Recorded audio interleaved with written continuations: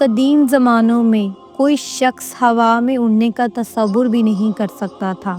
ان زمانوں میں ہوا میں اڑنے والے تخت کو صرف قصے کہانیوں کا حصہ سمجھا جاتا تھا، لیکن جدید دور میں سائنسی ترقی اس قدر بڑھ چکی ہے کہ ہوائی جہاز، راکٹ، جیٹ پلین نے یہ ثابت کر دیا ہے کہ بنی نوع انسان کے لیے ہوا میں اڑنا کوئی مشکل کام نہیں۔ لیکن آج سے ہزاروں سال قبل اللہ تعالیٰ نے اپنے ایک نبی حضرت سلیمان علیہ السلام کو ہوا میں اڑنے والا ایک تخت عطا کیا۔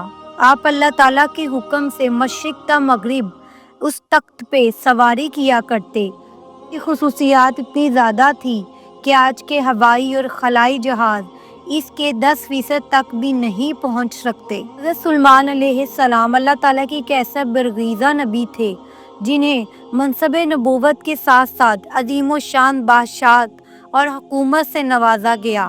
آپ علیہ السلام نے 700 سے زیادہ مشرق سے مغرب تک تمام مخلوقات کو زیر کیا اور ان پر حکومت کی۔ یہ عظیم و شان بادشاہت آپ کی اس دعا کا نتیجہ تھی جو آپ نے بارگاہ الہی میں کی۔ سلیمان علیہ السلام نے اللہ تعالیٰ سے یہ دعا فرمائی تھی کہ اے میرے پروردگار، مجھے ایسی بادشاہت عطا فرما یہ بات کسی اور کو نصیب نہ ہو، بے شک تو بڑا عطا فرمانے والا ہے۔ لہٰذا اللہ تعالیٰ نے آپ کی دعا قبول فرمائی اور انسانوں کے ساتھ جنات اور جانوروں کو بھی آپ کا تابع بنا دیا۔ آپ کے لیے ہوا کو مسخر کر دیا گیا۔ آپ تمام مخلوقات کی بولیاں سمجھتے تھے۔ ہند پرند، جنات، حیوانات اور انسان آپ کی فوج کا حصہ تھے۔ حضرت سلیمان علیہ السلام نے حکومت سنبھالی تو آپ علیہ السلام نے ایک شاندار تخت بنوانے کا حکم دیا جس کی لمبائی 3 کوس تھی۔ جنات نے اس عظیم شان تخت کو بڑی محنت اور ہنرمندی سے کئی سالوں میں بنا کر تیار کیا۔ یہ تخت ہاتھی کے دانتوں سے بنایا گیا تھا جو لال، فیروزہ اور زمرد جیسے پتھروں سے بنایا تھا۔ اس کے چاروں طرف سونے کی اینٹیں لگی ہوئی تھی۔ تخت کے چاروں کونوں پر ایسے نایاب درخت لگائے گئے جن کی ڈالیاں سونے کی تھی۔ اس تخت کے دائیں بائیں 1000 سونے کی کرسیاں لگائی گئی تھی جن پر حضرت سلیمان علیہ السلام کے وزراء اور درباری بیٹھتے تھے۔ اس تخت کو تخت طاؤس بھی کہا جاتا تھا۔ جب حضرت سلیمان علیہ السلام اس تخت پر تشریف لاتے تو تمام پرندے تخت کے اوپر معلق ہو کر آپ کے سر پر سایہ کر دیتے۔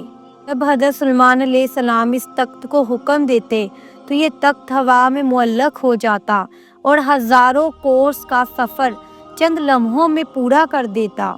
آپ علیہ السلام اس تخت پر بیٹھ کر چند گھنٹوں میں ایک ملک سے دوسرے ملک کا سفر کیا کرتے، جیسا کہ اللہ تعالیٰ نے قرآن مجید میں فرمایا ہے، اور ہم نے سلیمان کے لیے ہوا کو مسخر کر دیا۔ صبح کی منزل مہینے بھر کی ہوتی تھی اور شام کی منزل بھی۔ اسی ہوائی سفر کے وقت پورے راستے میں حضرت سلیمان علیہ السلام سر جھکائے اللہ تعالیٰ کے ذکر و شکر میں مشغول رہتے۔ اس تخت کی ایک خصوصیت یہ بھی تھی کہ اس کے بیٹھنے والے لوگوں کو یہ محسوس ہی نہیں ہوتا تھا کہ تخت کس تیز رفتاری سے اڑ رہا ہے۔ اس تخت کی رفتار بے مثل تھی جو کسی بھی سواری کے مقابلے میں غیر معمولی تھی۔ اللہ نے ہوا کو حضرت سلیمان علیہ السلام کے لیے مسخر کر دیا، اس لیے اس تخت کے لیے چاروں سمت سے چلنے والی ہوائیں اس سفر کو آسان کر دیتی۔ حضرت سلیمان علیہ السلام ہمیشہ اللہ تعالیٰ کی ان نعمتوں کا شکر بجا لاتے رہے اور ہر وقت اللہ تعالیٰ سے مناجات کرتے رہتے۔